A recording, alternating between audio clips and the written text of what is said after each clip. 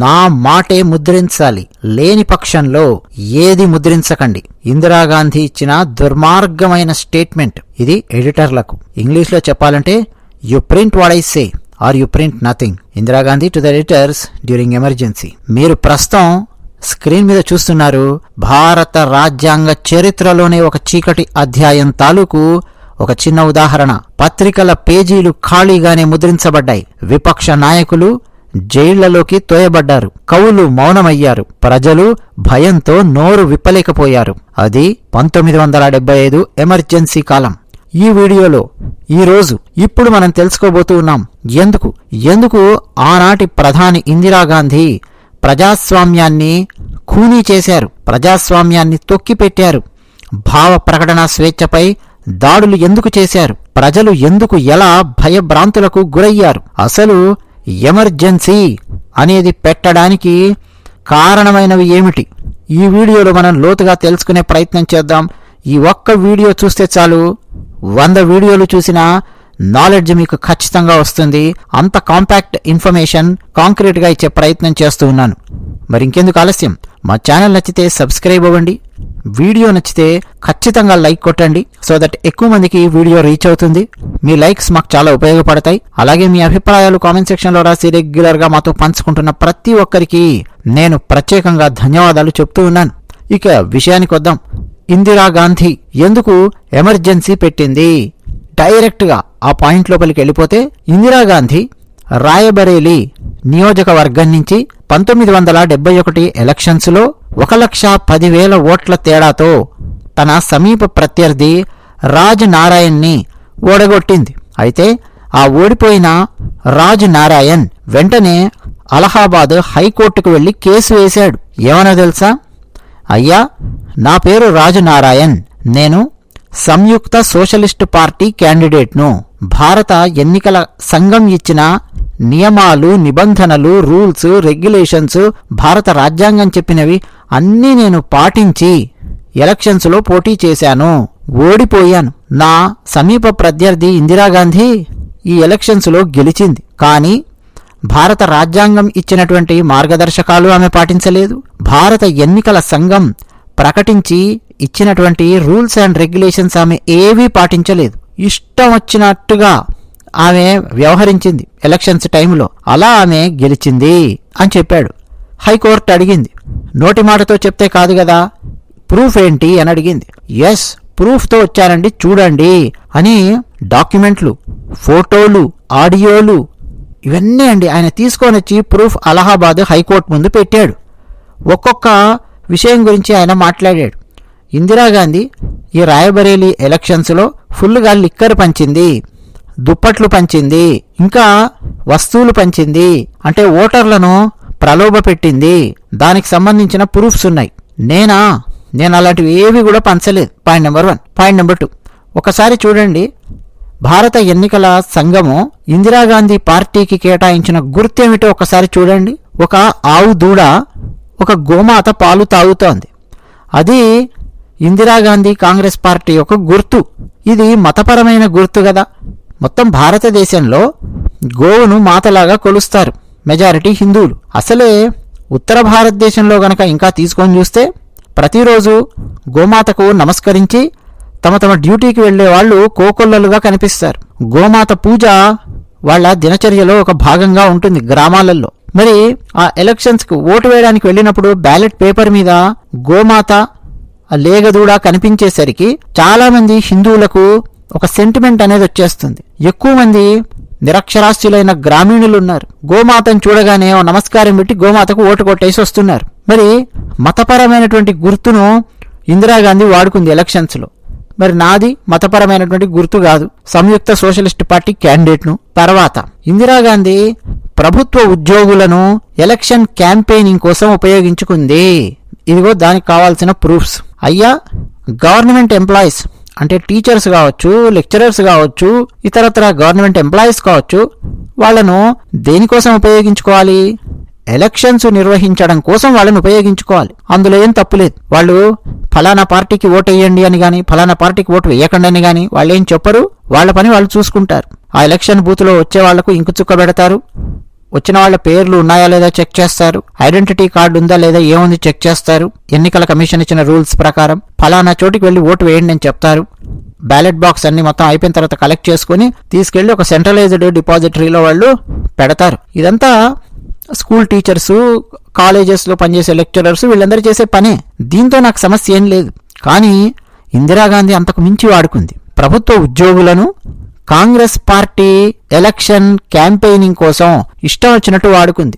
Superintendent of పోలీస్ని వాడుకుంది, district మెజిస్ట్రేట్ని వాడుకుంది, ఇంకా పెద్ద పెద్ద ఆఫీసర్స్ని వాడుకుంది. ఒకసారి చూడండి, ఇగో వాళ్ళు ఇచ్చినటువంటి ఉపన్యాసాలు, వాళ్ళు అటెండ్ అయినటువంటి మీటింగ్స్, కాంగ్రెస్ పార్టీకి ఓట్లు వేయండి అని చెప్పి వాళ్ళు ఇంటింటికి తిరిగి చేసిన ప్రచారాలు ఇవన్నీ ఉన్నాయి. సో గవర్నమెంట్ ఎంప్లాయీస్ను ఈ విధంగా వాడుకోమని చెప్పి ఎక్కడ ఎలక్షన్ కమిషన్ చెప్పలేదు.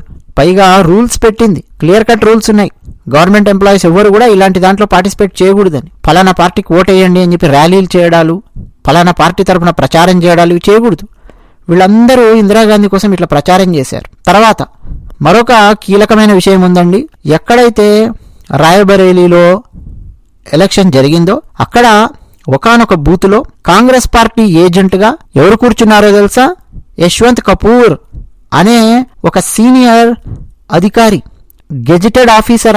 ఆయన అక్కడ కూర్చొని డ్యూటీ చేశాడు. పైగా ఆయన అంతకుముందు 2 నెలల నుంచి జరిగినటువంటి ఎలక్షన్ ర్యాలీలో ఆయన పాల్గొన్నాడు. ఇదిగో ఫలానా జనవరి 7వ తేదీన, ఫలానా 10వ తేదీన, ఫలానా 14వ తేదీన ఫలానా చోట ఆయన వెళ్ళి ఉపన్యాసాలు ఇచ్చాడు. ఇందిరాగాంధీ కోటేయండి, కాంగ్రెస్ పార్టీ కోటేయండి అని చెప్పి. ఆయన గెజిటెడ్ ఆఫీసర్. ఆయన పని ఏంటి, ఆయన చేస్తున్నది ఏంటి? సో ఇందిరాగాంధీ ఇట్లా వీళ్ళందరినీ వాడుకుంది. ఒకవేళ వీళ్ళు కనుక ఇందిరాగాంధీకి సహాయం చేయకపోతే వాళ్ళ ఉద్యోగాలు పోయే అవకాశం ఉంది. అంటే వాళ్ళను భయపెట్టినట్టే కదా, ప్రలోభ పెట్టినట్టే కదా. ఇట్లా ఇవన్నీ చేసి ఇందిరాగాంధీ గెలిచింది ఎలక్షన్స్. ఇప్పుడు నాకు న్యాయం చేయండి, నేను ఇవన్నీ ఏం వాడుకోలేదు, స్ట్రైట్గా వెళ్ళాను, అయ్యా నేను మీకు మంచి పని చేస్తాను, నాకు ఓటేయండి అని చెప్పి ప్రజలను అడిగాను, వేసేవాళ్ళు వేశారు. కానీ ఇందిరాగాంధీ చేసినటువంటి కార్యక్రమాలు మరి నేను కూడా చేసి ఉంటే మరి నేను ఎందుకు చేయకూడదు? ఇంకా వేరే వాళ్ళు ఎందుకు చేయకూడదు? భారతదేశంలో ప్రభుత్వ ఉద్యోగులను ఇష్టం వచ్చినట్టు ఎందుకు వాడుకోకూడదు? మరి రూల్స్ ఎందుకు పెట్టారు మీరు? మరి రూల్స్ పెట్టినప్పుడు పాటించాలి కదా ఆమె. ఇట్లా వాదించాడండి రాజనారాయణ్. హైకోర్టు దెబ్బకు షాక్ అయిపోయింది ఆ ప్రూఫ్స్ అన్ని చూసి. వెంటనే ఇందిరాగాంధీని అలహాబాద్ హైకోర్టుకు వచ్చి విచారణ ఎదుర్కోమని చెప్పింది. ఇందిరాగాంధీ అంత సులభంగా వస్తుందా? అసలే ఆవిడకు టెక్ ఎక్కువ, అహంకారము, నేనే ప్రధానమంత్రిని, నాకు ప్రజా మద్దతు ఉంది, ఫుల్గా ఎంపీ సీట్లు ఇచ్చి 352 ఎంపీ సీట్లు ఇచ్చి గెలిపించారు అన్న అహంకారము, ఇవన్నీ చాలా ఉన్నాయి. అంత ఈజీగా వస్తుందా చెప్పండి ఆమె? కానీ రావాలి. ఎవడు అని సినిమాలో ఎంఎస్ నారాయణ సిబిఐ ఆఫీస్లో పనిచేస్తూ ఉంటాడు. ఆయనను పంపిస్తారు సిబిఐ వాళ్ళు. విలన్ల దగ్గరికి పంపించి వాళ్ళను సిబిఐ వాళ్ళు చేసే ఎంక్వైరీకి రమ్మని చెప్తారు. ఎంఎస్ నారాయణ వచ్చి పిలిస్తే వాళ్ళు రారు. మేము రామ్ పో అని చెప్పి అంటారు.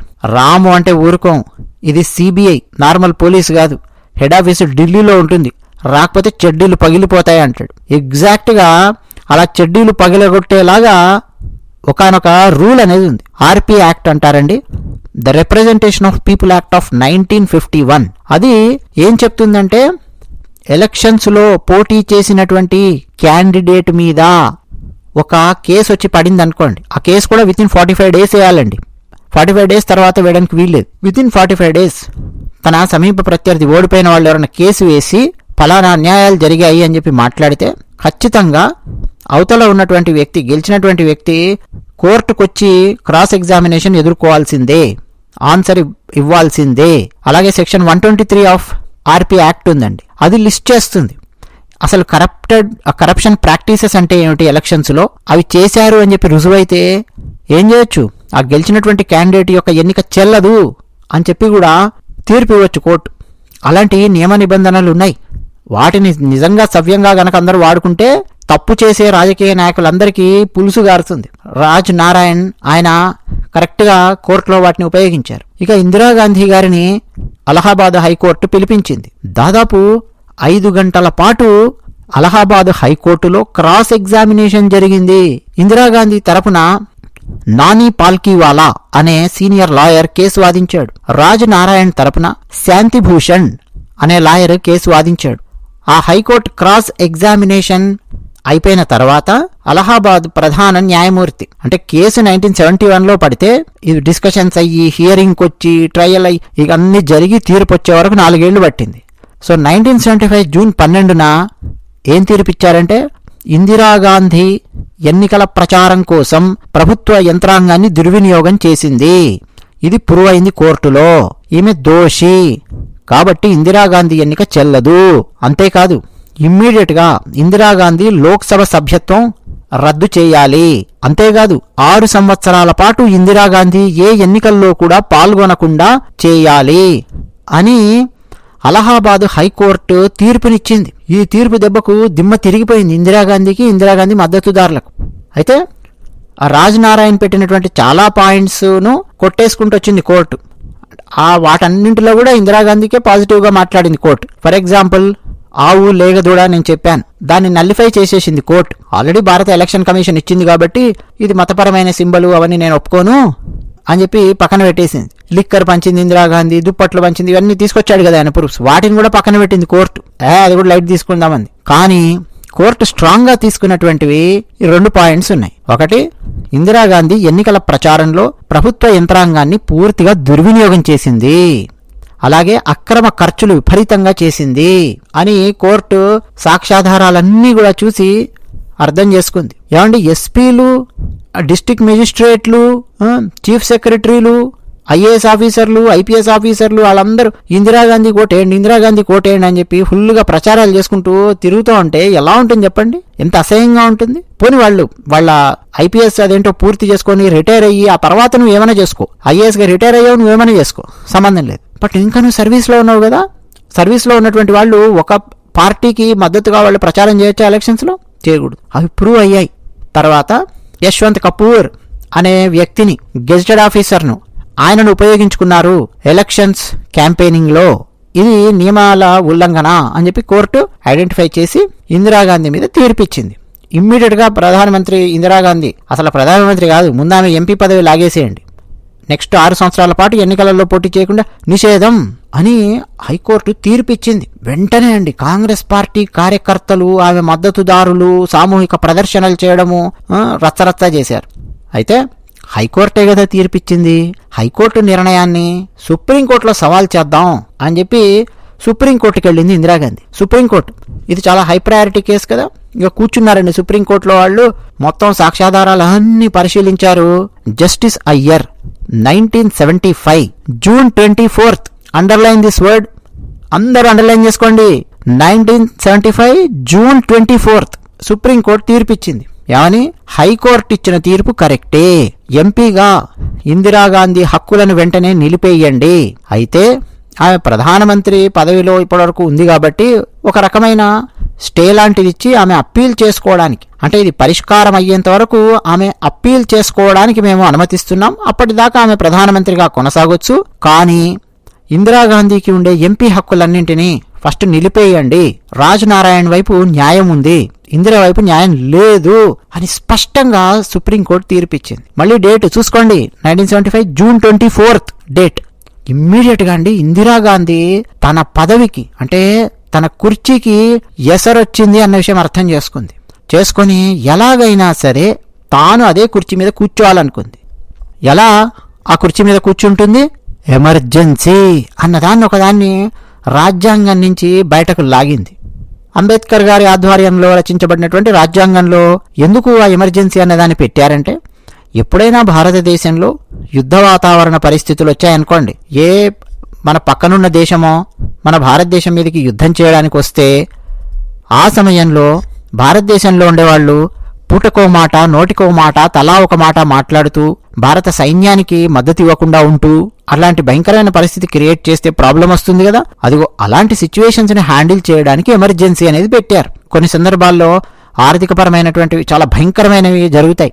కొలంబియా లాంటి దేశాలలో, కొన్ని దేశాలలో జరిగాయి. సో మళ్ళీ దేశాన్ని సెట్ చేయడానికి ఒక ఎమర్జెన్సీ అనే దాన్ని పెట్టుకుందాము, సో దట్ అందరికీ భావ ప్రకటన స్వేచ్ఛ ఉండదు, జాగ్రత్తగా హ్యాండిల్ చేయాలి, మళ్ళీ దేశాన్ని సెట్ చేసి మళ్ళీ ఎమర్జెన్సీ ఎత్తేయాలి. ఇట్లాంటిది రాజ్యాంగంలో ఉంది.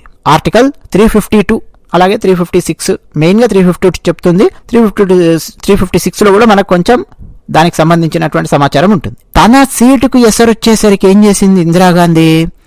దేశమే ఏదో అయిపోయింది, దేశంలో శాంతి భద్రతలు లేవు, దేశంలో చాలా సమస్యలు వచ్చేశాయి అని చెప్పి ఎమర్జెన్సీ విధించాలి అని చెప్పి ప్లాన్ చేసుకుని ఆనాటి రాష్ట్రపతి ఫక్రుద్దీన్ అలీ ఆయనకు పంపించింది ఎమర్జెన్సీ పెట్టు అని చెప్పి ఆయనకెళ్ళి చెప్పింది. అదే రాత్రి జూన్ 24వ తేదీ తీర్పు వచ్చింది. అదే రాత్రి ఆయన దగ్గరికి పంపించి సంతకం పెట్టు అంది. ఆయన ఏమని సరేలే అని చెప్పి, ఇందిరాగాంధీ అంటే ఒక దేవత, ఇందిరాగాంధీ అంటే మహాత్మురాలు, మార్తాండ తేజురాలు, ఎక్కడో ఆకాశం నుంచి భూమి మీదకి దిగిపడినటువంటి ఒక తారక, ఒక దేవకన్య, ఒక మహాసామ్రాజ్ఞి. అటువంటి ఇందిరాగాంధీ తప్పు చేస్తుందా? ఆమె చెప్పిందంటే నేను చేయాల్సిందే.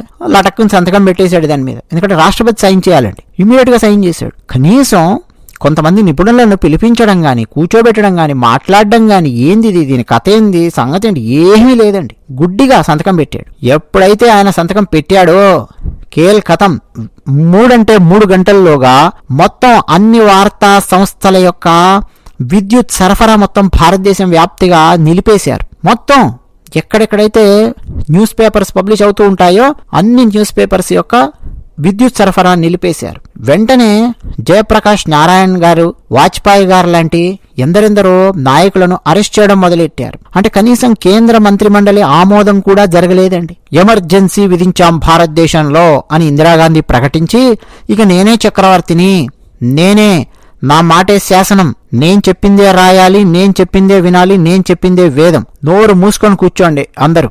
ఎవడైనా నోరు తెరిచాడా వాడు జైల్లో ఉంటాడు. ఎక్కువ తక్కువ మాట్లాడితే జైల్లోనే పైకి పోతాడు. ఇదనమాట ఇందిరాగాంధీ చెప్పింది. అంటే ఒక డిక్టేటర్కుండే అధికారాలను తనకు తాను కల్పించుకొని పౌర హక్కులను మొత్తం అణిచివేయడం ప్రారంభించింది. ఆ టైంలో అండి చాలా గొప్ప గొప్ప వాళ్లను అరెస్ట్ చేయించింది.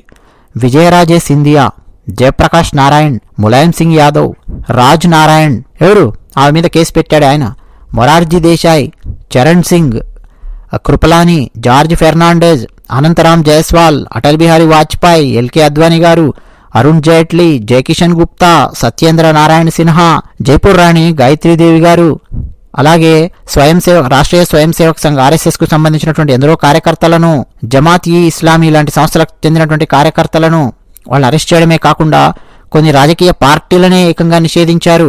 సిపిఎం నాయకులు అచ్యుతానందన్, జ్యోతి బసులను, వాళ్ళ పార్టీతో సంబంధం ఉన్న అనేక మందిని, ఇంకా కొంతమందిని అరెస్ట్ చేశారు. ఈ ఎమర్జెన్సీ ప్రకటన రాగానే ఎవరైతే కాంగ్రెస్ పార్టీ నాయకులు విభేదిస్తారో వాళ్ళందరూ తమ పార్టీ పదవులకు, ప్రభుత్వానికి రాజీనామా చేశారు. ఫర్ ఎగ్జాంపుల్ చంద్రశేఖర్, మోహన్ ధారియా వాళ్ళు రాజీనామా చేశారు. ఆ తర్వాత వాళ్ళు అరెస్ట్ అయ్యారు. అంటే తనను నో అని చెప్పినటువంటి కాంగ్రెస్ పార్టీ వాళ్ళని కూడా తీసి లోపల పారేసింది. డిఎంకే లాంటి ప్రాంతీయ ప్రతిపక్ష పార్టీల సభ్యులను అరెస్ట్ చేయించింది. అలాగే తెలుగు వాళ్లలో ప్రముఖంగా అరెస్ట్ అయిన వారిలో వెంకయ్య నాయుడు గారు కూడా ఉన్నారు. ఎమర్జెన్సీ టైంలో యలమంచిలి శివాజీ ఆయన అరెస్ట్ అయ్యారు. అది మనలో చాలా మందికి తెలుసు, పత్రికలు రెగ్యులర్ గా చదివే వాళ్లకు. సో దేశం మొత్తం ఒక భయానకమైన వాతావరణాన్ని, భయానకమైన పరిస్థితిని ఇందిరాగాంధీ సృష్టించింది. ఆనాడు అసలు ఎమర్జెన్సీ మీద ఫక్రుద్దీన్ అలీ అహ్మద్ రాష్ట్రపతి ఎట్లా సంతకం పెట్టాడు అన్న దాని మీద ఒక ఫేమస్ కార్టూన్ ఉందండి. ఇండియన్ ఎక్స్ప్రెస్ వేసినటువంటి ఒక కార్టూన్ ఉంది. కార్టూనిస్ట్ పేరు అబూ అబ్రహాం.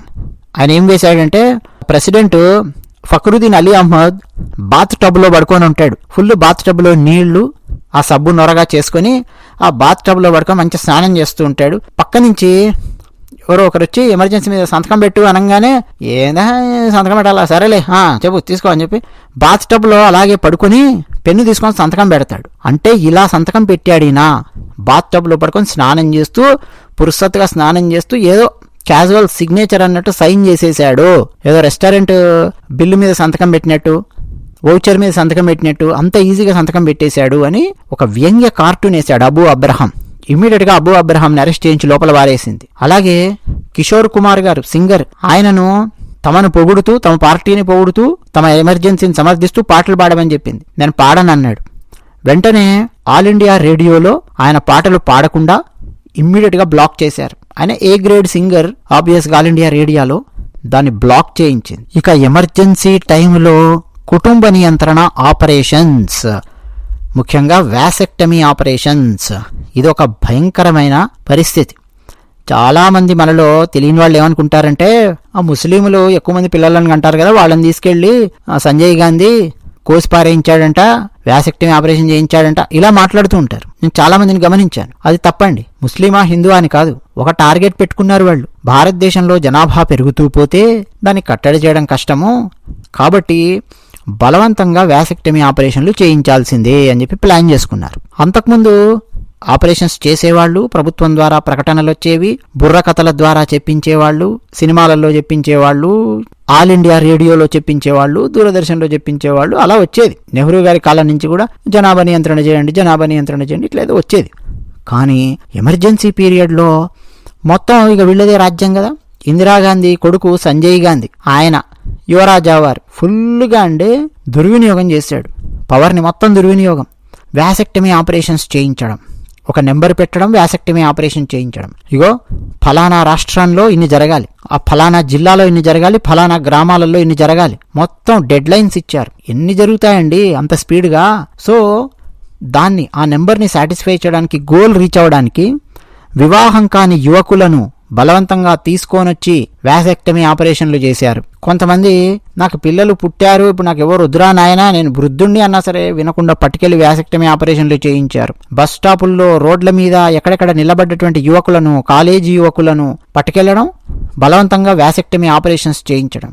ఆ గోల్కు సరిపడా ఆ స్టెరిలైజ్ చేయడానికి కావాల్సిన మెటీరియల్ కానీ అదేది కూడా కేంద్ర ప్రభుత్వం సరఫరా చేయలేకపోయింది. దాంతో దాదాపు 2000 మంది పురుషులు ఆ వ్యాసెక్టమీ ఆపరేషన్స్ లో భాగంగా మరణించినట్టు రకరకాల డేటా ఉంది, రిపోర్ట్స్ ఉన్నాయి. అసలు ఫస్ట్ ఆ మరణం కంటే ఇంకా భయంకరమైంది, పెళ్లిగాని యువకులను పట్టుకెళ్లి వ్యాసెక్టమీ ఆపరేషన్ చేయించడం ఏంటండి? వద్దు మొర్రో అంటున్న వ్యాసెక్టమీ ఆపరేషన్ చేయించడం ఏంటి?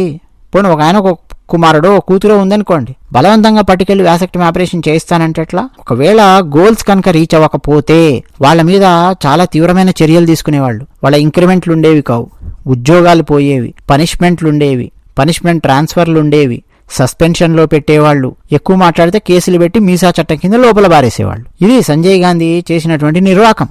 ఇక కోర్టు తీర్పు తర్వాత ఉలిక్కిపడిన ఇందిరాగాంధీ రాత్రికి రాత్రి ఎమర్జెన్సీని తీసుకొని వచ్చింది. అంటే మరి కారణం ఏం చెప్తుంది? నా సీటుకి ఎసరు వచ్చింది కాబట్టి ఎమర్జెన్సీ తెచ్చానని చెప్తుందా? చెప్పదు. ఇంటర్నల్ డిస్టర్బెన్స్ అంటది. దేశమంతటా ఇంటర్నల్ డిస్టర్బెన్స్ ఉంది, అందుకని తెస్తున్నానంటది. వెంటనే ప్రెస్ పవర్స్ అన్నీ ప్రధాని అధికారంలోకి వచ్చాయి. జ్యుడిషియరీ పవర్స్ మొత్తం ప్రధానమంత్రి ఇందిరాగాంధీ అధికారంలోకి వచ్చాయి. అసెంబ్లీలన్నీ ఇందిరాగాంధీ అధికారంలోకి వచ్చాయి. పౌరులకుండే మౌలిక హక్కులు మొత్తం రద్దయ్యాయి. ఫ్రీడమ్ ఆఫ్ ఎక్స్ప్రెషన్ నుంచి మొదలెట్టి మొత్తం హక్కులన్నీ రద్దయిపోయాయి. ఇక పత్రికల మీద దాడులు చేయడం అయ్యిందండి. చాలా దారుణం. ప్రతి వార్తకు ముందు సెన్సార్ తప్పనిసరి. ఇండియన్ ఎక్స్ప్రెస్, స్టేట్స్మ్యాన్ లాంటి కొన్ని పత్రికలను కొంతకాలం పాటు నిషేధించారు. ఇక మరికొన్ని పత్రికలైతే వాళ్ళ ఎడిటోరియల్ పేజీలో ఏం రాయాలో తెలియక, రాయాలంటే డెఫినెట్గా ఎమర్జెన్సీలో జరుగుతున్నటువంటి దారుణాలు, ఇందిరాగాంధీ చేస్తున్నటువంటి దారుణాలు, ఫ్రీడమ్ ఆఫ్ ఎక్స్ప్రెషన్ ఎట్లా తొక్కేస్తుంది దాని గురించి రాయాలి. అది రాస్తే సెన్సార్ అవుతోంది. అందుకని చెప్పి నిరసనగా ఎడిటోరియల్ బదులు ఖాళీ పేజీలు ముద్రించి నిరసన తెలియజేశారు. మీడియా నిష్పక్షపాతంగా వ్యవహరించలేనటువంటి పరిస్థితి. ఇక విదేశీ మీడియా సంస్థలు, బీబీసీ లాంటి మీడియా సంస్థలను నిషేధించి అవతలు పంపించింది ఇందిరాగాంధీ. ఇక దూరదర్శన్, ఆకాశవాణి లాంటి ప్రభుత్వ మీడియా పూర్తిగా ఇందిరాగాంధీ గొప్పతనాన్ని బలపరిచేలాగా మారింది. రోజు దూరదర్శన్లో, ఆకాశవాణిలో వాళ్ళు చేయాల్సిన పని ఏంటంటే జై ఇందిరా, జై జై ఇందిరా, ఇందిరమ్మ అంత గొప్పది, ఇందిరమ్మ ఇంత గొప్పది, ఇందిరమ్మ నాయన నెహ్రూ అంత గొప్పోడు, ఇందిరమ్మ మొగుడు ఇంత గొప్పోడు, ఇందిరమ్మ మహానుభావురాలు, ఇక ఇందిరమ్మ బ్లడ్ వేరు, బ్రీడ్ వేరు, ఇందిరమ్మ ఫ్యామిలీయే మొత్తం ఈ దేశాన్ని కాపాడడానికి వచ్చినటువంటి మహానుభావులు, తరతరాలుగా ఇక వాళ్లే ఈ దేశాన్ని పరిపాలించాలి అన్న పాయింట్స్ డైరెక్ట్గా కాకుండా సబ్లిమినల్ మెసేజింగ్ ద్వారా మొత్తం ప్రజల బ్రెయిన్ల లోపలికి దూరదర్శన్ అండ్ ఆకాశవాణి లాంటి ప్రభుత్వ మీడియా సంస్థలు ఎక్కించడం మొదలుపెట్టాయి. ఇందిరాగాంధీకి ప్రతికూలంగా ఉండే వార్తలు ఒక్క న్యూస్ పేపర్లో కూడా ప్రచురితం కానటువంటి పరిస్థితి. అంటే మీడియాను ఎలా మార్చుకుంది? ప్రొపగాండా లాగా మార్చుకుంది. అలాగే తనకు వ్యతిరేకంగా ఉన్న వాళ్ళని జైళ్లలోకి నెట్టడానికి మీసా చట్టం ఉపయోగించింది. Maintenance of internal security act అంటారండి, షార్ట్ కట్ లో మీసా చట్టం. కేసులుండవు వాళ్ళ మీద, ఫలానా తప్పు చేశాడు అందుకే కేసు ఎడుతున్నాం, ఏం లేదు, వీడు నాకు వ్యతిరేకంగా మాట్లాడాడు, తీసుకెళ్లి లోపలేసేసి మీసా అని పెట్టు, అంతే. మీసా అంటే ఇంటర్నల్ సెక్యూరిటీకి వీడి వల్ల ప్రాబ్లం ఉంది, లోపలేసే, అంతే, ఇంకేం లేదు కేసు. అట్లా వేలాది మందిని అరెస్ట్ చేసుకుంటూ వెళ్లి ఒకానొక టైంలో లక్షలాది మంది వివిధ పార్టీలకు చెందిన కార్యకర్తలు జైళ్లలో నిండిపోయారు. ఇక పెద్ద పెద్ద నేతలు, 10,000 మందికి పైగా నేతలు భారతదేశంలో జైళ్లలో మగ్గారు. జయప్రకాష్ నారాయణ గారు, వాజ్పేయి గారు, మొరార్జీ దేశాయి గారు, అద్వానీ గారు. ఇలా ఆ టైంలో ప్రస్తుత భారత ప్రధాని నరేంద్ర మోదీ గారు ఒక సిక్కులాగా తయారయ్యి అద్దాలు పెట్టుకుని గడ్డం పెట్టుకుని పగిడి పెట్టుకుని ఒక ప్రదేశం నుంచి మరో ప్రదేశంకి ఇప్పటి ప్రధానమంత్రి నరేంద్ర మోదీ గారు ఆనాడు ఆర్ఎస్ఎస్ కార్యకర్తగా ఉన్నారు. వారు సిక్కు వేషంలో తప్పించుకుంటూ తిరిగారు. తనను కూడా జైళ్లలో అని వేయకుండా తప్పించుకుంటూ తిరుగుతూ ప్రజలలో చైతన్యం తీసుకురావడం మొదలెట్టారు. ఇందిరాగాంధీ చేస్తున్నటువంటి దాష్టీకాలకు వ్యతిరేకంగా కరపత్రాలు వేయించి పంచడము, ఇటువంటి కార్యక్రమాలలో నరేంద్ర మోదీ గారు ఆనాడున్నారు. రచన, ఆర్ట్స్ దగ్గరికి వస్తే అండి, రచనలపై నిషేధాలు విధించింది. అంటే భావ ప్రకటన స్వేచ్ఛ మీద దాడి. విమర్శనాత్మక పుస్తకాలు ఏమన్నా వచ్చాయనుకోండి, వాటిని నిషేధించడం. కవిత్వాలు ఏమన్నా వచ్చాయనుకోండి, ఆమెకు వ్యతిరేకంగా నిషేధం. నాటకాలు ఏమన్నా వచ్చాయనుకోండి, నిషేధం. రచయితల మీద నిఘా పెట్టారు. పాఠ్య పుస్తకాలలో ఇందిరాగాంధీని ఒక దేవతలాగా చూపించారు. అన్నట్టు నేను చదువుకోలేదు కానివ్వండి, మా అమ్మగారు కూడా చదువుకోలేదు. నాకు మా అమ్మగారికి మధ్యలో ఇంకొక జనరేషన్ ఉంటుంది కదా. అంటే మా అమ్మగారు 10th క్లాస్ చదివినప్పటి టైంకి, నేను 10th క్లాస్ చదివినప్పటి టైంకి ఒక జనరేషన్ అయితే ఉంటుంది కదా, 1.5. ఆ మధ్యలో ఉన్న జనరేషన్ వాళ్ళు చదువుకున్నారు. ఇందిరా ప్రియదర్శిని నాన్ డీటెయిల్లో, బహుశా 10th క్లాస్ వాళ్ళకి అనుకుంటాను, నాన్ డీటెయిల్లో పెట్టారు ఇందిరా ప్రియదర్శిని. ఆమెనే పెట్టించింది ఎమర్జెన్సీ టైంలో. ఒక్క ఆంధ్రప్రదేశే కాదు, చాలా రాష్ట్రాలలో ఇందిరా ప్రియదర్శిని ఇందిరాగాంధీకి సంబంధించినటువంటివి. అంటే ఆమె నెహ్రూకు రాసినటువంటి ఉత్తరాలు, నెహ్రూ ఆమెకు రాసిన ఉత్తరాలు, వాళ్ళు ఎంత కష్టపడ్డారు, ఎంత కష్టపడి బంగారు కప్పుల్లో ఛాయ్ తాగారు, ఇట్లాంటివన్నీ మొదలెట్టి మొత్తానికి ఆమెను చాలా గొప్పదానిలాగా చిత్రీకరిస్తూ గరీబీ హఠావో అన్నది ఇందిరాగాంధీ, రాజభరణాలు రద్దు చేసింది ఇందిరాగాంధీ, బ్యాంకులను జాతీయం చేసింది ఇందిరాగాంధీ, బంగ్లాదేశ్ మీద యుద్ధం చేసింది ఇందిరాగాంధీ, ఇట్లా మొత్తం అండి. కానీ ప్రతి దాని వెనక మీరు చూస్తే ఒక భయంకరమైనటువంటి రిపర్కషన్ అనేది ఉంది. బంగ్లాదేశ్ యుద్ధం, దాదాపు 1 కోటి మంది రెఫ్యూజీస్ మన భారతదేశం లోపలికి వచ్చి పడ్డారు. అందులో ఒక్కడు వెనక్కి వెళ్ళాలా. వాళ్ళందరూ ఏం చేశారో తెలుసా? ఆ ముస్లిమ్స్ అందరు మళ్ళీ బంగ్లాదేశ్ నుంచి వచ్చిన వాళ్ళు కలకత్తాలో, పశ్చిమ బెంగాల్లోని కొంత ప్రాంతంలో, అస్సాంలోని ప్రాంతాలలో వాళ్ళు ఇప్పటికీ ఉన్నారు. అస్సాంలో మొత్తం డెమోగ్రాఫిక్స్ అన్ని మారిపోయాయి. అంటే హిందువులు ఉన్నటువంటి జిల్లాలలో ఇప్పుడు ముస్లింలు మెజారిటీగా ఉన్నటువంటి జిల్లాలు మనకు కనిపిస్తాయి అస్సాంలో, పశ్చిమ బెంగాల్లో. ఎందుకు? బంగ్లాదేశ్ నుంచి దాదాపు 1 కోటి మంది వచ్చేసారండి 1971. ఈ వీళ్ళు చేసినటువంటి ఘనకార్యం ఆ టైం లోపల, దాని గురించి అసలు ఎవరు మాట్లాడలేదు, దాని గురించి ఎవరు విమర్శించరు, దాని గురించి ఎవరు ప్రశ్నించరు. ఈమె యుద్ధం చేసిన తర్వాత, ఆ తర్వాత చూడాలి భారతదేశంలో ఆర్థిక మాంద్యం, ఆర్థిక సమస్యలు. ఆ టైంలో జయప్రకాష్ నారాయణ గారు లాంటి వాళ్ళు అహింసాయుతంగా, శాంతియుతంగా ధర్నాలు చేశారు. విద్యార్థులను, రైతులను, కూలీలను, రైల్వే ఉద్యోగులను జార్జ్ ఫెర్నాండెస్ గారి ఆధ్వర్యంలో వీళ్ళందరినీ కూడగట్టుకుని రకరకాల శాంతియుతమైన ఉద్యమాలు ఇవన్నీ చేశారు. ఎవడెవడైతే అంతమంది ఉద్యమాలు చేశారో వాళ్ళందరినీ లోపల బారి ఇచ్చింది. ఇక అకాడమిక్ పుస్తకాలలో తనను తాను ఒక దేవతలాగా చూపించుకునే ప్రయత్నం చేసింది. మామూలు టైంలో ఆమె గురించి రాసుంటే పెద్దగా అది ఐడెంటిఫై అయ్యేది కాదండి. కానీ ఎమర్జెన్సీ టైంలో పెట్టించడము ఆమె చేసినటువంటి దాష్టీకం. అలాగే ఎవరైనా పార్టీ ఫిరాయించే ప్రయత్నం చేశారనుకోండి, కాంగ్రెస్ పార్టీ నుంచి వేరే పార్టీకి వెళ్తాం మేము అని, వెంటనే ఆడి మీద కేసులు బుక్ అయిపోతాయి. కేసు బుక్ అయిపోద్ది, లోపల ఇస్తుంది. అందువల్ల మౌనంగా ఉన్నటువంటి పరిస్థితి. ఇక రాజ్యాంగ సవరణల గురించి ఎన్నని చెప్పమంటారండి? ఒక డిక్టేటర్షిప్ రాజ్యాంగ సవరణ. ఫర్ ఎగ్జాంపుల్ 39వ సవరణ, అందులో ఏం రాయించిందో తెలుసా? ప్రధానమంత్రి ఎన్నికలపై కోర్టు పునర్విమర్శ చేసే హక్కు లేదు కోర్టుకు అని చెప్పి రాయించింది. అంటే నెక్స్ట్ ఎమర్జెన్సీ ఎత్తేసిన తర్వాత కూడా మళ్ళీ సుప్రీంకోర్టు దగ్గర తన కేసు వెళ్తుంది కదా, అప్పుడు మళ్ళా తనకు ప్రాబ్లం కాకూడదు కదా, తానే పీఎంగా ఉండాలి కదా. అందుకని చెప్పి రాజ్యాంగంలోనే డైరెక్ట్ 39వ సవరణ, ప్రధాని ఒక్కసారి ఎన్నికయ్యారు ప్రధానిగా అంటే ఇక ప్రధాని ఎన్నిక మీద కోర్టు మళ్ళా దాని మీద పునర్విమర్శ లేదు, కోర్టుకు హక్కు లేదు అని చెప్పి రాయించింది. 42వ సవరణ, ప్రభుత్వం ప్రజల హక్కులను పూర్తిగా నిరాకరించేలాగా మార్పులు చేయించింది. 42వ సవరణ, ప్రజాస్వామ్యం అన్నటువంటి పదమే ప్రశ్నార్థకంగా మారింది. ప్రజలు భయంతో జీవించినటువంటి పరిస్థితి. నిరసన అన్నారనుకోండి, ఎవడన్నా అరెస్ట్, మేము నిరసన తెలియజేస్తున్నాం, అరెస్ట్. టెలిఫోన్ ట్యాపింగులకైతే లెక్కే లేదు.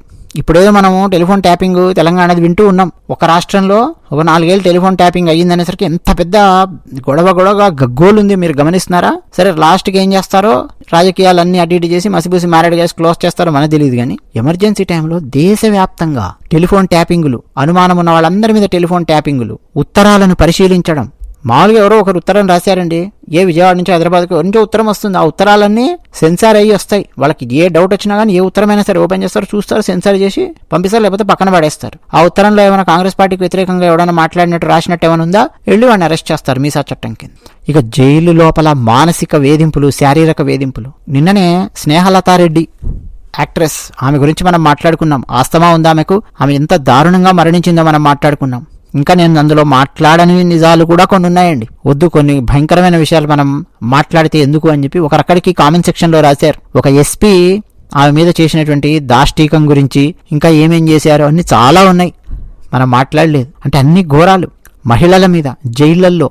ఇంతకు వాళ్ళు చేసిన నేరం ఏంది అంటే కాంగ్రెస్ పార్టీ తప్పు అన్నారు, ఇందిరాగాంధీ చేస్తుంది తప్పు అన్నారు, అంతే. దానికి జైళ్లలో వేసి శారీరక వేధింపులు, మానసిక వేధింపులు. కొన్ని కథనాల ప్రకారం చూస్తే అండి కొందరిని జైళ్లల్లో మరణించేంత వరకు వేధించారు. చరిత్రలో మిగిలినటువంటి మచ్చ అండి ఇది. 1977లో ఎమర్జెన్సీ ముగిసిన తర్వాత ఎన్నికలలో ఇందిరాగాంధీ ఘోర పరాజయం పొందింది. ఎమర్జెన్సీ పీరియడ్ను చూడనటువంటి వాళ్ళు ఎవ్వరికీ స్వేచ్ఛ ఎంత విలువైందో అర్థం కాదు. ఇదేమి కేవలం భూతకాలంలో జరిగినటువంటి ఒక గాథ కాదు, ప్రజాస్వామ్యాన్ని ఎలా కాపాడుకోవాలో గుర్తు చేసే ఒక అబ్జర్వేషన్, ఒక గమనిక. ఎప్పుడు అండి స్వేచ్ఛకు నిలువెత్తు నిబంధనలుగా ఉండే మనందరం ఒక అవగాహనతో మేల్కోవాలి. మొదట మనం కోర్టు కేసుతో మొదలెట్టాం కదా, ఆ కోర్టు కేసు వేసిందెవరు? రాజనారాయణ్. ఆ తర్వాత ఎలక్షన్స్ లో రాజనారాయణ్ పరిస్థితి ఏమయ్యింది? దాంతో మనం ముగిద్దాం, బాగుంటుంది వీడియో. మళ్ళీ ఎమర్జెన్సీ అయిపోయిన తర్వాత ఎలక్షన్స్ 1977 మార్చి 16 నుంచి 20 వరకు జరిగాయి. ఆ టైంలో కాంగ్రెస్ పార్టీ కేవలం 154 సీట్లు మాత్రమే సాధించి ఓడిపోయింది. జనతా పార్టీ ఆ ఎన్నికలలో 298 సీట్లు సాధించింది. ఇందిరాగాంధీ కూడా తన ప్రత్యర్థి రాజ్ నారాయణ్ చేతుల్లో రాయబరేలీ ఎన్నికలలో ఓడిపోయింది. ఈసారి ప్రభుత్వ యంత్రాంగాన్ని వాడడాలు, ఇలాంటి పనులు ఆమె ఏం చేయలేదు. ఆల్రెడీ అలాంటి పనులు చేసే కదా కోర్టు కేసులో ఇరుక్కుంది, ఇంత పెద్ద కథ అయింది. అందుకని చెప్పి స్ట్రైట్గా ఎలక్షన్కి వెళ్ళింది. ఈయన కూడా స్ట్రైట్గా ఎలక్షన్కి వెళ్ళాడు. రాజనారాయణ్ దెబ్బకు రాజనారాయణ్ గారికి ఓట్లు గుద్దారు, ఈమెను ఇంట్లో కూర్చోబెట్టారు ప్రజలు. జనతా పార్టీ మిత్రపక్షాలు ఇంకొక 47 సీట్లు సాధించాయి. సో మొట్టమొదటిసారి మన భారతదేశంలో కాంగ్రెస్సేతర ప్రధానిగా మొరార్జీ దేశాయి గారు ఎన్నికయ్యారు. అలా ఎమర్జెన్సీ అన్నది ఒక భయంకరమైన చీకటి రోజులుగా మన భారతదేశంలో గుర్తుండిపోయింది, ఒక చీకటి అధ్యాయము.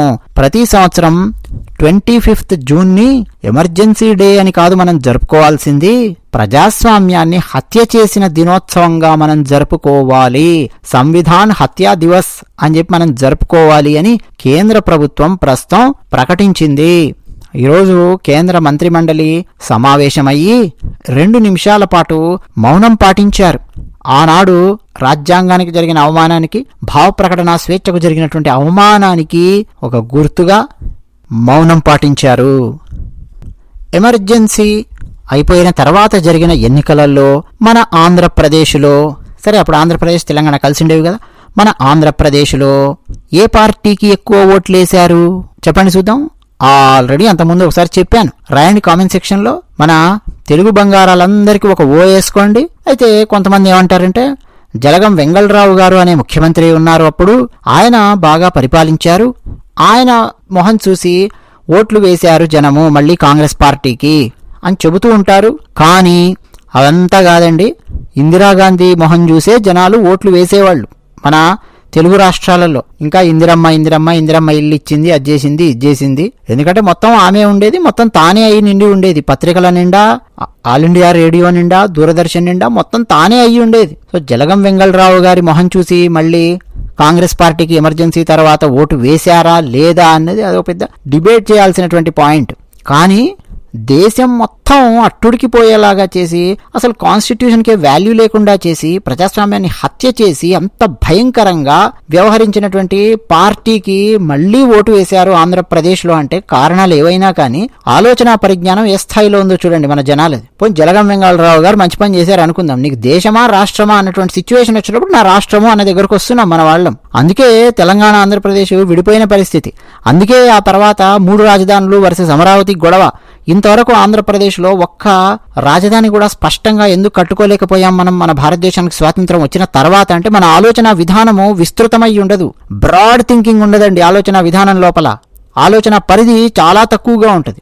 ఇక తెలంగాణ ప్రాంతంలో అంటారా, ఫుల్లుగా మసిబూసి మారడిగా చేసి మభ్యపెట్టి పెట్టారు. సెప్టెంబర్ 17 తెలంగాణ ప్రాంతానికి నిజాం నుంచి విమోచన దొరికి భారతదేశంలో కలిస్తే ఆ సెప్టెంబర్ 17 గురించి ఎక్కడా ఈ కాంగ్రెస్ పార్టీ నీచులు ప్రచారం చేయలేదు. గాంధీ, నెహ్రూ, ఇందిరాగాంధీ వీళ్లే గొప్పోళ్ళు అన్నట్టు మొత్తం ప్రచారం చేసేసి పెట్టి తెలంగాణ ప్రాంతంలో కూడా అండి ఎక్కువ నిరక్షరాస్యత ఉండేది, వెట్టి చాకరీ ఉండేది, క్రమక్రమంగా పోతూ ఉన్న కాలము, నక్సలిజము క్రమక్రమంగా బలపడుతూ ఉన్నటువంటి కాలము. కాంగ్రెస్ పార్టీకి ఓట్లే ఓట్లు తెలంగాణ ప్రాంతంలో కూడా ఎమర్జెన్సీ అయిపోయిన తర్వాత. ఇల్లు వర్సెస్ గ్రామము అనేది వచ్చినప్పుడు ఇల్లు కంటే గ్రామం ఇంపార్టెంట్, గ్రామము వర్సెస్ జిల్లా వచ్చినప్పుడు జిల్లా ఇంపార్టెంట్, జిల్లా వర్సెస్ రాష్ట్రము వచ్చినప్పుడు ఓవరాల్ గా ఒక జిల్లాకు సమస్య వస్తుంది ఒక నిర్ణయం వల్ల, బట్ ఓవరాల్ రాష్ట్రానికి లాభంగా ఉంటుందంటే రాష్ట్రం ఇంపార్టెంట్. ఒక రాష్ట్రము వర్సెస్ దేశము అనేది వచ్చినప్పుడు ఒక నిర్ణయం దేశానికి మొత్తం లాభాన్ని చేకూరుస్తుంది, నా రాష్ట్రానికి కొంత తక్కువ లాభం చేకూర్చినా అన్న సిచ్యువేషన్ వచ్చినప్పుడు దేశం అనేది ఇంపార్టెంట్. ఈ బ్రాడ్ థింకింగ్ ఎక్కడెక్కడైతే ఉంటుందో దీన్ని జాతీయవాదము అని చెప్పి పిలుస్తారు. ఆబ్వియస్ గా దేశం బలపడింది అనుకోండి, తర్వాత డెఫినెట్ గా రాష్ట్రానికి కావాల్సిన వస్తే రాష్ట్రం బలపడుతుంది, ఓవరాల్ గా అందరూ బాగుపడతారు. బట్ లిమిటెడ్ లెవెల్లో చూసుకున్నాం అనుకోండి సమస్య వస్తుంది. మరి ఇంకెందుకు ఆలస్యం, మీ అభిప్రాయాలు కామెంట్ సెక్షన్లో రాసి మాతో పంచుకోండి. ఈ వీడియో ద్వారా ఎమర్జెన్సీ పీరియడ్ మీద అసలు ఎందుకు వచ్చింది, ఏంటి, ఏం చేశారు అనేది మీకు ఒక పూర్తి అవగాహన వచ్చింది అని చెప్పి నేను అనుకుంటూ ఉన్నాను. ధన్యవాదాలు.